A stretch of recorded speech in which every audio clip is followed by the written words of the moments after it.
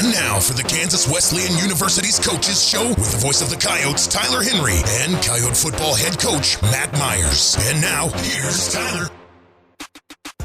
Hello, everybody, and welcome in for the first installment of the Kansas Wesleyan Coaches Show here in 2024. So great to be back with you with football season right around the corner. And we are joined at the top of the show, as always, by head football coach Matt Myers. Coach Myers, thank you so much for stopping by. Great to be talking some football with you again. Yeah, I appreciate you. Thanks for having me on.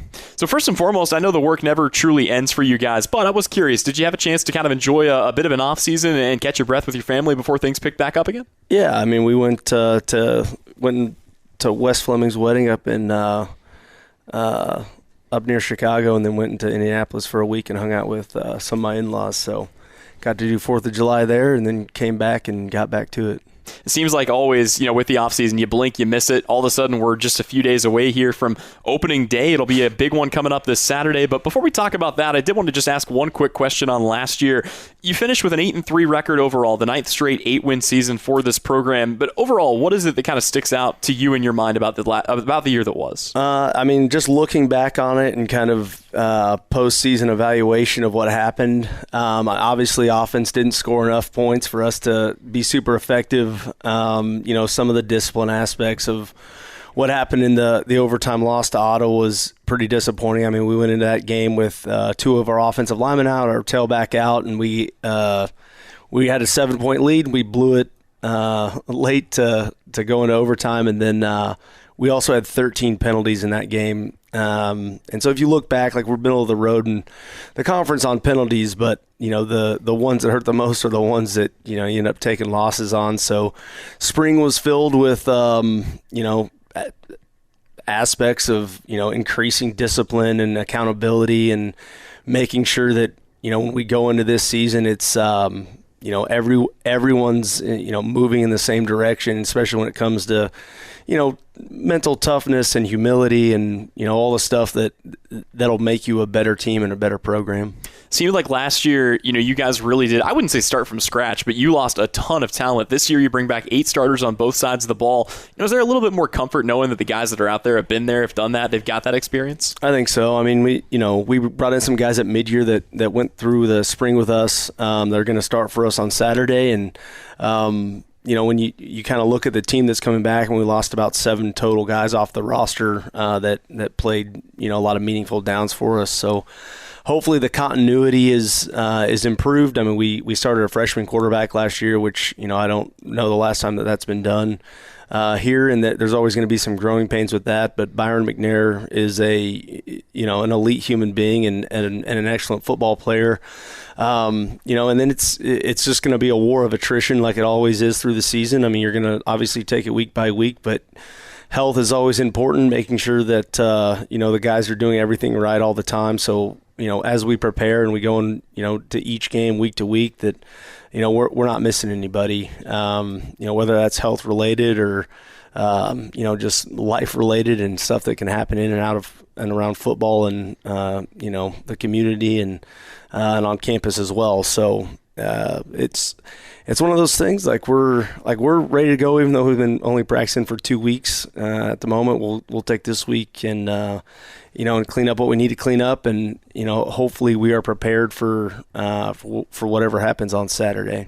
Well, and obviously, like you mentioned a moment ago, having a lot of guys back from last year certainly does help, but you guys also brought in a pretty impressive class between your transfers, between the incoming freshmen. When you look at some of the new faces that the Coyote faithful are going to get introduced to on Saturday, who are the ones you're most excited to get out on the field? Yeah, I mean, the Earl Gray, who actually is old friends with Byron McNair, he's going to come and play some receiver for us. We brought in 2 offensive linemen from the Kansas City area. They were at Coffeyville Community College, and they're going to play a lot of snaps for us. Really, the goal is to dominate the run on offense and be efficient in the pass. And if we can do that, then who's running the ball is it's important, but it's we need to be moving bodies down the field. So we think we kind of solved that problem from last year. And, like I said, as long as we stay healthy, like you'll get to see and hear from those guys throughout the year. And hopefully it turns into, 42 points a game instead of 21. Well, and I know the defense, that's the thing you guys were able to hang your hat on last year. That's always been a stalwart of this program. But at the same time, you look at the offense that you've got this year. You got a number of all KCAC selections returning: Rodarius Lomax Spivey, Eric Fuel, Jontrell Casimire, Aiden Kendall, Artavian Shavers, and Luke Armstrong. Overall, what feels like the strength to you of that unit? I mean, I'm going to say it's the O-line. And that it just has to be. I mean, if you want to be a dominant football team, like you want to build it from the inside out, and that's what we focused on in the offseason and at midyear last year. So, we got some explosive backs and some guys on the edge that can really do it. Pearsall, we moved from X receiver to tight end, and he's done a really good job with that also. And those areas, if you can just start building depth and in all areas, but really at that position, our H-back position and the tight end, and you start adding those guys in with the offensive line, and because that's going to be part of your interior run game. So you want to make sure that if that's rolling, everything else will take care of itself. We talked a little about him a moment ago, but also, coming back to it, Byron McNair, it feels like he kind of got thrown in, obviously, with his feet to the fire last year, but I thought for a true freshman quarterback that really wasn't even top 3 or 4 on the depth chart last year coming into the season, he performed very well. Now that he has had kind of a full offseason under his belt, a full, spring season, fall practice, all through the summer, where have you kind of seen him take the biggest step forward this year? The leadership qualities were always existed. Even when he was running, so we split up practice probably a little bit differently than maybe some people do. Like I don't believe in running a lot of scout teams. It's peer on peer, it's ones on ones, twos on twos, and our developmental guys practice against developmental guys until like us as coaches can evaluate and give them an opportunity to maybe go up and play with the ones and twos, and that's exactly what happened. I almost exclusively watch the young guys practice and spend a lot of time with them. So it's like you could see it, and the concept for even him last year was to save his eligibility so he could get 4 full years, because you could kind of see it. But we just got into a position like we weren't scoring a lot of points. We weren't really driving the ball down the field. We weren't keeping drives alive, and our 4th down conversion rate was low. Our 3rd down conversion rate was low, and it's if you can't keep drives alive and hold on to the football and do the stuff that is winning football, then we need to inject something into the life of the offense last year, and he was a spark we needed. Obviously he made a few mistakes here and there, but that's expected, and big things are going to be expected from him for the next 3 years. I think he's ready to do it. He's got voted as a captain at the end of the spring when we hold those votes with the team, and he's going to take that and run with it, and he'll be super exciting to watch. He had a few turnovers last year here and there, but I guess you can just compliment it on it and just say he throws a really catchable ball. So I'm excited for him. I'm excited for the offense, and can't wait to see what happens on Saturday. Yeah, Saturday is going to be a lot of fun. I did want to flip over and talk about the defense. Again, that's something where it seemed like last year, for the most part, there weren't a lot of question marks for you on that defense. You get a lot of those guys back this year, especially in the trenches and in the secondary. When you look at your defensive unit as a whole, what are the biggest things that stand out to you as a coach? We got a lot of the defensive line coming back, which is always helpful. We're going to have to cycle in some linebackers from the guys that graduated on us last year. We moved some guys around that won't be playing the exact same position, but conceptually, the defense is the defense, and depth to me on defense is the most important thing. Like when we go into a Saturday, like I want to be minimum 2 deep everywhere and probably 3 deep or 2.5 deep on the defensive line. So when you're getting into the 70th, 75th, 80th rep of the game, if it's going to go that high, you're fresh at the end of the 3rd and into the 4th quarter. So, ever since I've been, working specifically as a defensive coordinator, but philosophically, like, I just look at it as I don't think your 75th rep is going to be as good as the second guy's first rep. So that's the way it runs here. It gives an opportunity for a lot of different guys to get on the field and make plays. And then it's our job just to make sure that we're identifying, a percentage of plays that guys can perform at an elite level, and then make sure they're getting spelled at the correct times, and the rotations make sense when we go into games. And that's kind of the preparation aspect that I demand from the staff, to make sure that they have ironed out before we go in, so we're not guessing on a Saturday, on what's going to go on. And it's good for the players to know what's going to happen too, because just guessing and wondering like what's going to happen. Like I really want them to understand the game plan, obviously, like the schematic game plan concepts they're going to see on a Saturday, but then also like when they can expect to go in, how often they can expect to go in, so they can, mentally and physically prepare themselves for that. Absolutely. Well, last thing for you here, Coach, but, again, ahead of the new season, overall, what would you say is kind of the expectation for Kansas Wesleyan football in 2024 if this team can play up to its potential? I mean, the expectation is to be the toughest, most humble, team in the conference, and I think that just bleeds back into what wins is, being physically tough and mentally tough and doing all the stuff that's required to be an elite student athlete. Like, that's just what it's going to take, and like it takes what it takes. Like, everyone says that all the time. And then when we go into it, like, if we keep our heads down and, keep the yellow flags off the field, like, I feel really good about it. Like I said, like, dominate the run game, stop the run, win the kicking game, and be efficient in the pass, and don't give up big plays on defense. Analytically, it's a winning formula, and, the numbers don't lie, and we'll see what happens. Can't wait to see it on the field on Saturday. Well, Coach Myers, thank you again for your time. Best of luck to your Coyotes this week. Appreciate you. Once again, that was head coach Matt Myers on the KWU Coaches Show. We'll step away, but when we return, we'll hear from quarterback Byron McNair. That conversation is next. It's right here on KINA. Now back to the Kansas Wesleyan University's Coaches Show with Tyler Henry. Welcome back in here on the KWU Coaches Show. And we're joined now by sophomore signal caller Byron McNair. Byron, first and foremost, thank you so much for taking some time and stopping by the show today. Yes, sir. Thank you for having me. So as we get into, obviously a new season, a lot of excitement. KWU is fresh off its 9th straight 8-win season, 8 wins or more. A lot of programs would be delighted with that, but around here, it didn't feel like it was enough. Take me through just kind of the hunger of this team as you guys get ready to make another push this year. To people on the outside looking in, 8-3 might seem, very successful, but we know we have a standard that excels way higher than that. So, we have a lot of returners coming back, so everyone knows what needs to be done. And, during the spring and during the summer, everyone, took accountability. We came together as brothers, and everyone's been working, and they know what needs to be done. One thing that I've loved about KWU, and it seems to be something that's persisted, it's part of the program, the energy, the swagger this team plays with across the board. Just take me through the energy in practice right now as you guys get ready for, again, a huge game coming up here this Saturday to start your season. Yes, sir. It's a lot of fun. You walk around the field and you see a lot of smiles on people's faces. We're all just working together, and every day we come out, see who got the best drip on. Good looking out for Heidi. She takes great pictures for us, and those things that we look forward to. But it's just a great brotherhood to be around, that we can also connect outside of football. Have such that positive atmosphere, to be around. Well, and I have to ask now, so who does have the best drip on the team? Outside of yourself, of course. Myself? Okay, outside of myself, we got a transfer, Errol Gray. He come to practice looking nice.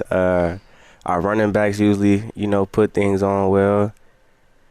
Now I have to give it to Earl. But defensive-wise, those defensive guys be putting it on. Q-Tama, Massaquoi, Miles Elam, Jordan Diggins, our defensive guys really, really put it on. So I have to give it to defense. Defense, defense winning right now. Absolutely. Look good, play good. That's been the strategy for this team. But, yes, sir. again, last year, this time of year, going into week 1 against Evangel, I was given a depth chart for quarterbacks. There were 3, maybe 4 guys on it. Your name as a true freshman, obviously not included. Yes, sir. It's an abnormal circumstance to get thrown into that situation. But, again, you were able to come in, perform well, mature quickly, and slot into the role by the end of the year. Now that you've had kind of a full offseason, knowing that, even though there were guys that got brought in to compete with you, it was likely going to be your job. Does it feel a little bit more comfortable here going into week 1, knowing the job is yours? So much more comfortable. Last year I was just thrown into the fire, being a freshman, being young, only 18, not really getting a grasp of everything, getting the feel of the game. But now I've went through a whole spring, went through a whole fall. The team's behind me. I feel like I've grown and matured myself tremendously. I don't want to toot my own horn, but Saturday, tune in. Trust, it's going to be a movie. That's all I'm going to say. I'm not going to say too much, but just every Saturday, you don't want to miss it. I promise. Well, it's one thing that I've always loved about, just your brand as a player, as a person. You've always been outspoken, but you've always been confident. Yes, I think that's important, especially as a true freshman going up against guys that are 4 or 5, sometimes 6 years your age. Yes, sir. How much has that confidence played into the success that you've been able to find as a student athlete? It's everything. As a quarterback, you can't go out there not confident because, your team follows your footsteps. So if I go out there nervous or, don't have the right, mentality, my team not going to be behind me. So, even being young, I have to come, it's a man's sport, it's a man's game. So, football is football. I got to go out there and, make sure my team is behind me. And, that pushes me to, personally, that pushes me to make sure I'm prepared every time and, do everything necessary to make sure my guys understand that I'm ready and we're going to do it together. When you look at the offense for this team, you look at the talent that's out there, you look at the system that you guys get to play within, there is the potential for a lot of big numbers to get put up this year. Yes, sir. Of the guys that you'll be getting the ball to, specifically in that receiving core, who are the guys you feel like you have the most and maybe the best chemistry with coming in day 1?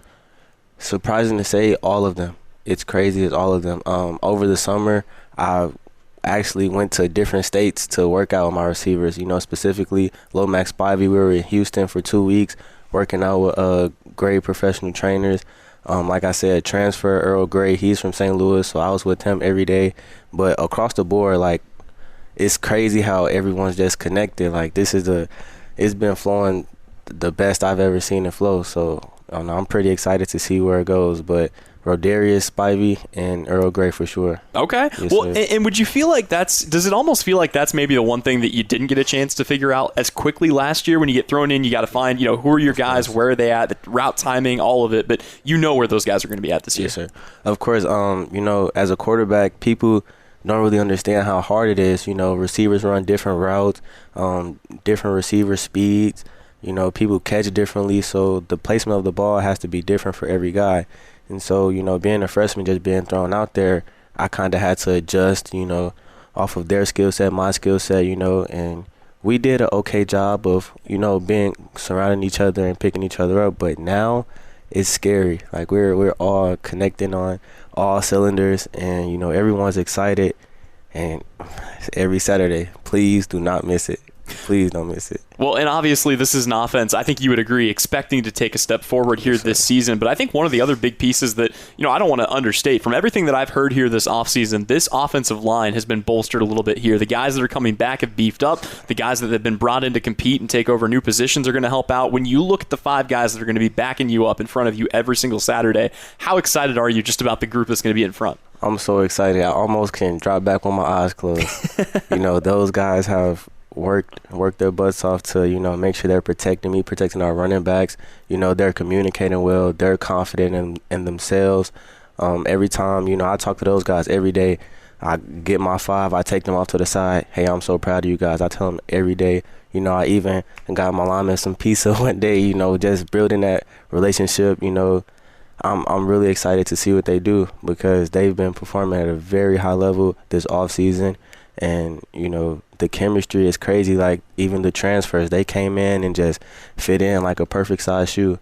So everything is just clicking on all cylinders. Well, and obviously, as the quarterback, the passing game matters, but this is a unit, and I think really a program that's been built on the running game. You're a dual threat guy, but you also look at a good backfield, the guys that you're going to have back there with you. I mean, how do you feel about the running game taking another step forward here this year?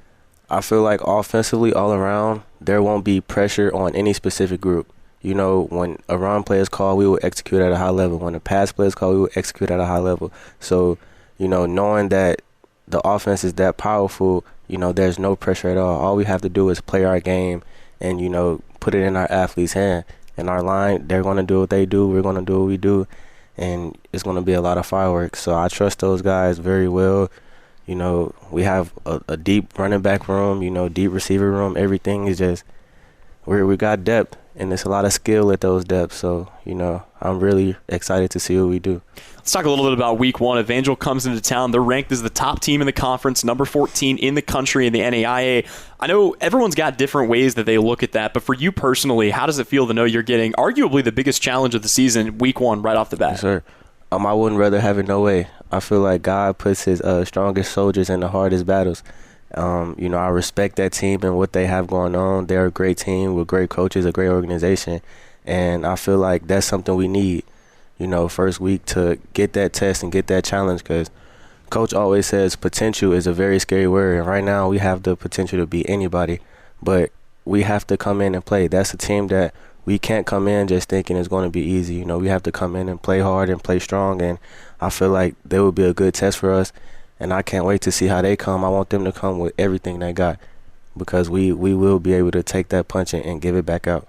If you've ever felt an ounce of pressure on the field, I certainly haven't seen it. But at the same time, this first half of opponents that you guys are going to see, and some of the best teams in the KCAC are the opponents you didn't necessarily get a chance to face last year. Does it feel like there's a little bit more pressure going into, again, it's your second year, but for half of the conference, new teams, new defenses? Yes, not at all.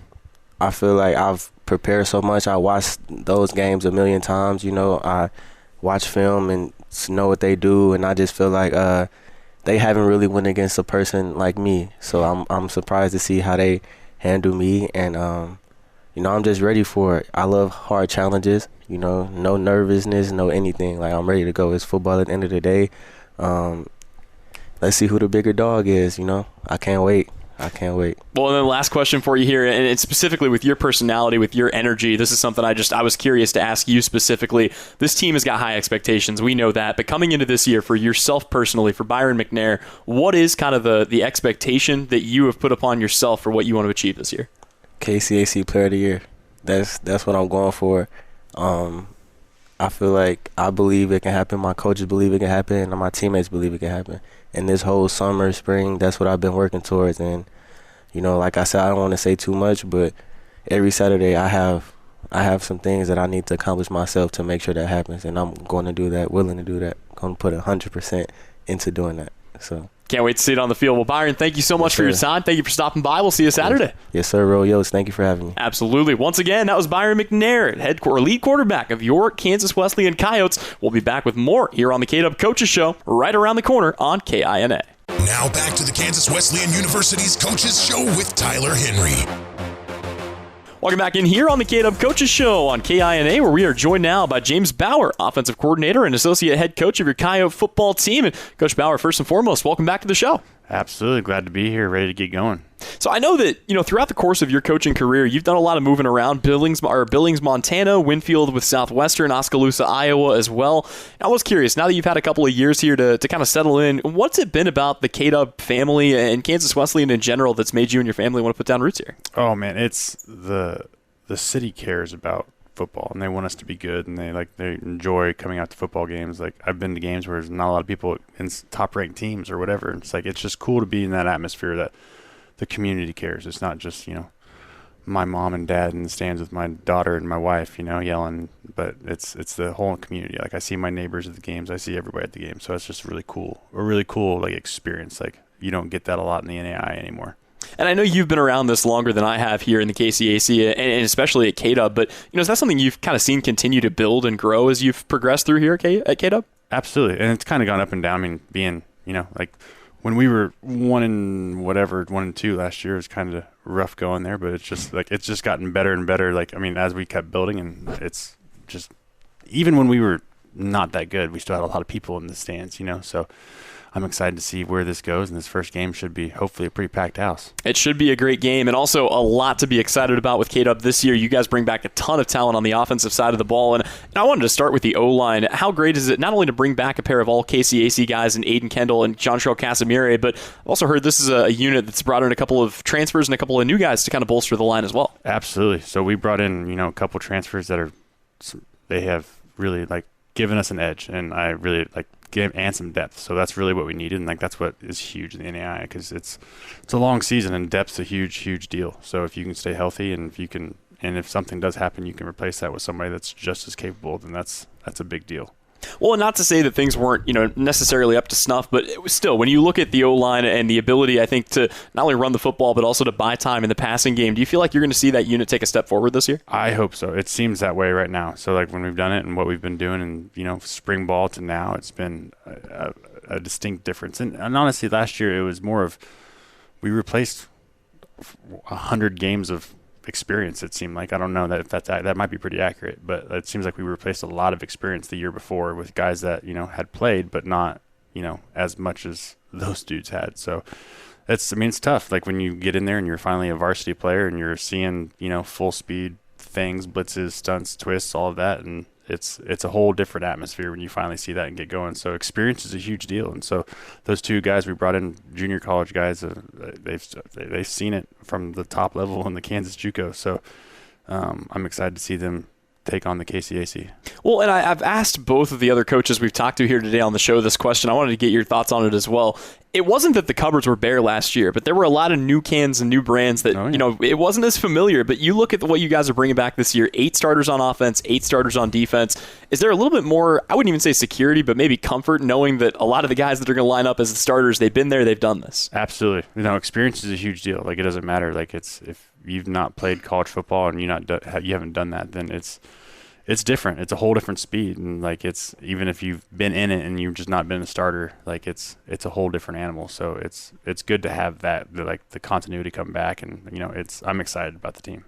I know there are some familiar faces that'll line up in the backfield. We'll talk about Byron McNair here in just a moment, but when you look at the running game, different faces, I think similar talent from what I've heard. And I know that this is a program that's been built on its running game over the years. How excited are you about the ground game specifically? And who are the guys you can't wait to get the ball in their hands on game day? Oh, man. We have, the two guys that we moved. Luke Armstrong from the fullback position to tailback, which is what he was in junior college. And then Zarek Fuels been phenomenal. He was phenomenal. He stepped in for those two dudes when they got hurt last year, and he's worked his butt off, and he's a kid that plays the chip on his shoulder and plays hard and very passionate about what he does, and I'm excited to see that kid with the ball and see what he does. And Luke, same thing. So they're similar talent, but also they kind of give you a little bit different stuff out of the backfield. Well, and exciting guys, but also for being the veterans on this unit, also young guys. Zarek Fuel, I know, very young, and one of the other guys that's coming in for just his sophomore year is Byron McNair. I thought he did a great job last year for how he was kind of thrown into the fire there midway through the season as a true freshman. When you look at, not only the growth that he made through the back half of last season, but also through the off season and through, spring ball, through fall practices and whatnot, where have you seen kind of the most growth and maturity in his game? His decision-making process has just been a lot better. Last year, he was just forcing stuff and trying to be the guy. But he didn't have to do that stuff, and he was just trying to do too much at times. And that's what a freshman does. He comes in and he wants to make everybody love him and do all that. And he has increased his understanding of offense and caught up to the speed of college football. So that's the biggest thing that I've seen. He is very efficient in everything that he does.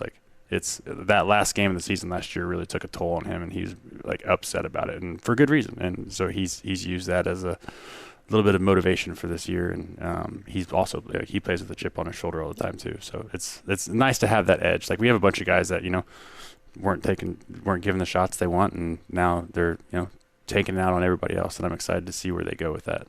Well, and you can tell Byron's one of those guys, like you said, you can see how much he wants this. You can see, but also I think the thing that really stuck out to me, I spoke with him just a moment ago on the show, his comfort level, I think, has improved. He said that, with the O-line being what it is right now, he feels like he can drop back with his eyes closed. And he said that this receiving core, the way he's been able to kind of get on the same page with them, you can't establish that chemistry in half a season necessarily. So, do you think that just helps the offense gel a little bit when these guys have been working together since day one? Absolutely. And our receivers have stepped up. They've been, it's been, last year was harder than I thought we were pretty talented last year for, with our receiving core. Just, again, young O-line, young quarterback, young everything. Like, it just takes some time to gel. And it took a little bit for it to happen and started clicking, started going, but you could see some youngness out there, especially the Ottawa game last year. You saw mistakes happen and what happens after that. And it's that's going to be a good motivator for us as well.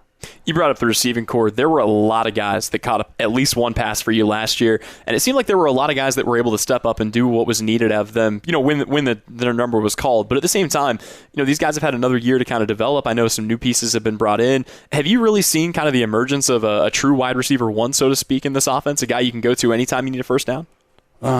This is going to get played before the game, right? Yeah, Earl Gray has been phenomenal. He's actually he's a transfer from Missouri Baptist, and he's been with Byron. He lives in St. Louis with Byron. They've been together all summer, and he is a kid that's just from spring to now has surprised me. And he is special. So I'm excited about Earl. Earl's really special, and honestly, all those guys if once Woody gets healthy and once Spivey gets healthy, is completely healthy. If all those guys are healthy, and we have another guy, Staples, you'll find out about him pretty soon. That's a guy too. There's a lot of talent out there. We just got to figure out a way to get them all the ball some way, somehow. Absolutely. Well, and also, again, you talk about the unit as a whole. You talk about the experience you bring back, and maybe the answer is the experience. But when you look at the unit that you're working with every single Saturday, what would you say is the biggest strength of the K-Dub offense going into the new year? I believe it's going to be the run game. I think our run game is going to be phenomenal, and that's going to open up everything else for everybody else. And the offensive line wants it. It's a different edge, a different mentality that they have, and they use last season as a chip on their shoulder, averaging 21 points or whatever. Not it, rushing was.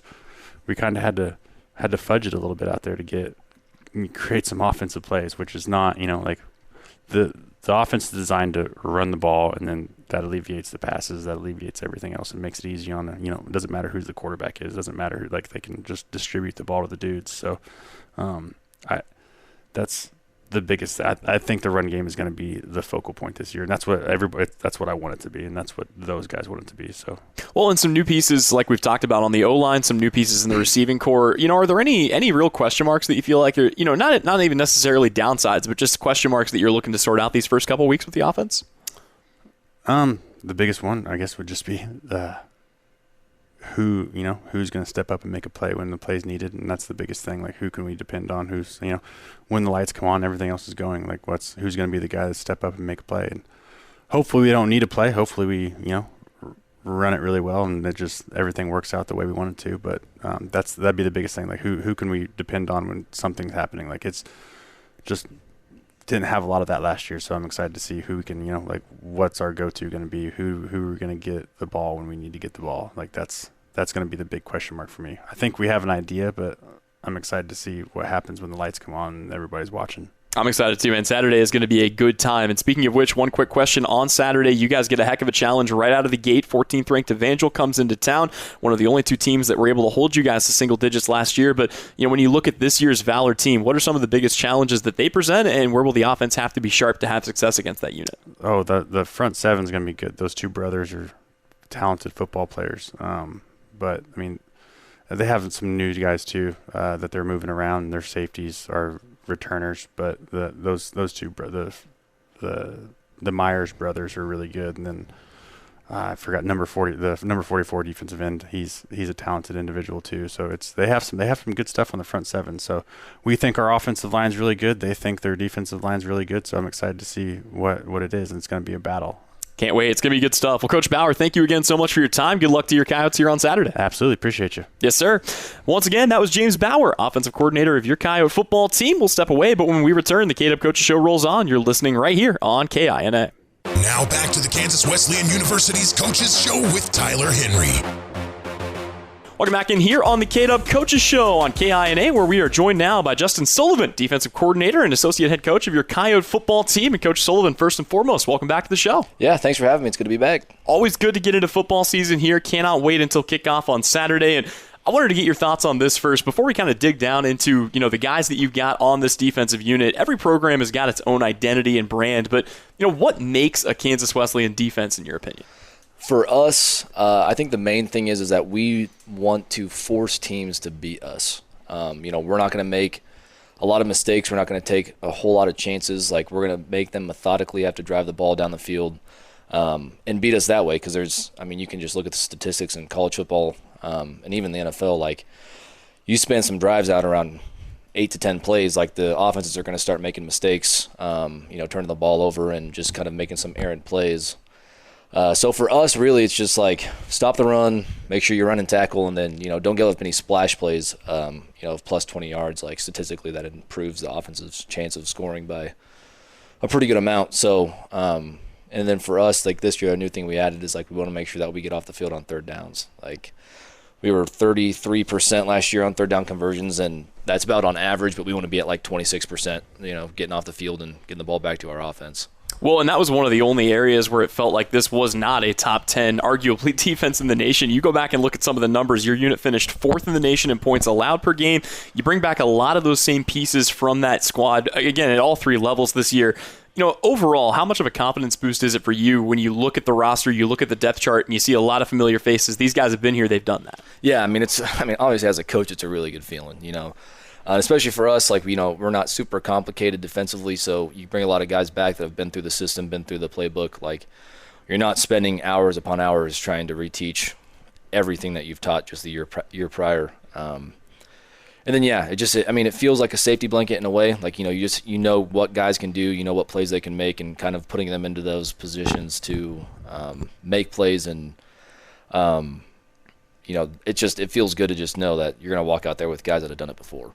It's also interesting, I think one of the distinctions with Kansas Wesleyan, certainly that I noticed last year, there are a lot of defenses that get super aggressive trying to force turnovers, gambling for interceptions. Generally, those are the teams that are going to give up more points, give up more yards. Then you got teams that just kind of settle in. They want to load the box. You're not going to run on them, but they're also not quite as aggressive. I think you guys do a better job than most teams of balancing that. Is that kind of a balance that you feel like this unit has found as time has gone on? Yeah, and that's it's part of kind of what we choose to do as a coaching staff.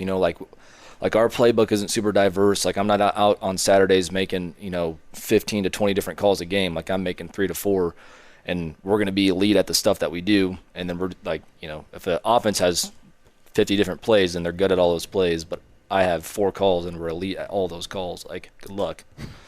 Like, I guarantee you we'll win that chess match. Let's take a look here. I wanted to go just kind of with you level by level because, again, it really is just unique. Each level's got its own strengths, I feel like. But let's start in the trenches. You bring back guys like Josh King-Bradley, Muhammad Abishark this year. You've got a couple of new guys slotting in as well. When you look at the unit that you will have in the trenches every single Saturday, do they look as good to you in practice as they do on paper? Yeah, I think that defensive line for the last couple of years has been our strength. And that's not just strength in guys that you have, but strength in numbers. We have anywhere from 8 to 11 guys that we feel comfortable playing on Saturdays for us, not really feeling much of a drop-off. Then obviously, you throw a guy like King Bradley in there who just has elite speed and, strength at that D-line spot. Like, you feel really good about it. So for us, like, up front, like, I think we're going to be, again, one of the more dominant fronts in the league, and we'll just be able to have guys in there fresh and ready to go. I was looking at the guys that are going to line up in the trenches, and I was like, man, that's probably the best group. And then you look at the secondary, and you think, wow, maybe it's not, because this secondary has also got a ton of guys. I know that you'll be moving some people around, but at the same time, you look at the names that are coming back this year: Jordan Dupree, Kwatama Massaquoi making that transition from linebacker, Julian Uriosti as well. Are there any question marks that you guys really have with the secondary coming into this year? Honestly, no. And we kind of felt comfortable coming into it. Obviously we lost a couple guys in the offseason that we didn't want to lose. That kind of throws a hiccup into it. But after our fall camp, I think for us it's pretty settled. Like, we know who is going to go out there, and we feel extremely comfortable with that. that they're going to make a lot of plays and do a lot of really good things for us. You guys have got plenty of talented options at linebacker, but I was curious. I'm guessing that's probably where some of the better battles were here this offseason. What can you tell us about kind of the unit that will be patrolling the middle of that defense this year? Yeah, I think that that's my position group. So it's been a very interesting battle over fall camp. Not a lot of guys in that position group have seen any sort of meaningful snaps for us. So the main thing that I think that we'll see from him, at least early on, is you're going to see probably 4 to 5 guys rotating into that, and especially in the inside backer spots. Obviously, like returning Ricardo Garcia, like he's gonna take the bulk of that outside backer position there. But there's also a couple guys that got thrown into that mix that will be a good switch up. But the inside backer spot is there'll be a lot of guys with the similar talents and similar abilities, and it's just who can go out there and play on Saturdays and make the plays, Well, and for the Coyote faithful, because again, everybody knows the names up front, everybody knows the names in the secondary, but who are some of the names that people should know at linebacker coming into this new season that maybe they didn't last year? Yeah, so I can just list off everybody, basically. Sure, so yeah. You got at our outside backer spots, you got Zycurian Tatum, Gavin Schaefer, Darren Hawkins, and then you got at the other outside backer spot, you got Ricardo Garcia, Jamison Price, Evan Arnold. On the inside, you've got Dre Gomez, who's returning for us, Miles Elam, Daniel Cabrera, Fernante Allen, and Tristan Garcia, Kobe Schroeder. So very deep room, a room I'm very excited to see what they perform, like how they perform and how they handle Saturdays, because like I said, I just haven't seen it yet. So. Well, and outside of linebackers, I know that's where a lot of the new faces are going to come from, but, you look at the trenches, you look at the secondary. Are there any other newcomers you guys brought in over the offseason that you guys are excited to get on the field? There are a couple in the secondary that I think have a shot to get in the game and get in the mix and, maybe make some different plays for us, kind of see, if they can provide the depth that's needed there. Up front, there's really not anybody new up front for us. That's we're rolling in basically with the same exact group that we had last year, so that's a very exciting thing. Well, with the results you got, no reason to make any changes. If it ain't broke, don't fix it. That makes perfect sense. Even if it's some of the guys that, people around here know, even if it's some of the names that, people have already associated with Kansas Wesleyan, who are the guys that you saw really on that defense, any level, take another big step forward here this offseason? I think one of them for sure is Jordan Diggins. He's on a D-line, and he looked good last year, and I think this year he's just taken his game to a higher level and, has become smarter, more agile and just understanding the defense and what we're doing. Another guy would be Kylan Drennan. He's a freshman for us last year, but the way he plays the game and who he is, it's just I think he'll be a very crucial part of this defense as well at some point in the season. Overall, statistically, there really were no holes with this defense. You guys got to the quarterback. You were able to put up good sack numbers. You guys were able to force turnovers. You did a good job getting off the field on third down. When you look at the group you're bringing out this year on that side of the ball, what would you say feels like the biggest strength of this defense? I would say the biggest strength of this defense, again, is just the ability to not allow the run to beat us in games. I feel like in the front seven we're very good, and I think that'll prolong throughout the season. You look at last year, the only two or three teams that scored rushing touchdowns on us was Evangel didn't even score a rushing touchdown on us. I think it was Southwestern and Ottawa. You look at that, you only give up 2 or 3 rushing touchdowns a year. That's feels pretty good as a, from the coordinator's side of things. So I think our strength will be in the trenches, just forcing teams to throw the ball and ideally making plays off of that. Well, and speaking of Evangel, I did actually want to bring that up. Your week 1 opponent, a huge opponent. They come in ranked number 14 in the country. I know last year you guys were a little bit frustrated, but then you look at what Evangel did to everybody else seemingly. Your defense held up very well against them. I know that, apples to oranges year to year, they're going to be a little bit different, but when you look at the Valor this year, what are some of the biggest things that kind of stand out to you about the way that they play? Of course, it's week 1, and, we've only played them once ever before. Mm-hmm. So, and they lost their offensive coordinator a month ago, maybe earlier than that. So you're kind of looking at probably going to be the same stuff. They have a quarterback who, we don't really know anything about. They're returning the tailback from last year, who was a really solid player for him. They're returning 4 out of their 5 offensive linemen, I believe. And, that was a really good group. Thankfully, Dylan Hester isn't coming back. Like, that kid's a really good player. So I think they're going to be what they were last year. They're a very hard-nosed, well-coached, good fundamentals, and they want to control the game. They want to pound and they want to run it on the ground, and they want to take shots in the air. So I think that's what I'll expect out of them, is just a team that's going to come in here and try to control the game. Going through my game sheets for Saturdays, I did delete Dylan Hester's name with a little smile on my face, a little extra gusto on that one. Taking a look, just last question for you here, Coach, and maybe it's just do the same things as last year, because again, last year this was one of the best units in the country, but overall for your defense to have success this season, what are the biggest fundamental keys that it feels like it comes down to for that? For us, and it's kind of what I touched on earlier in the earlier with us talking, is one, we got to stop the run. If we stop the run, that's going to be that'll be the biggest key, I think. Secondly, it's don't give up any big plays. Take the ball away when you can.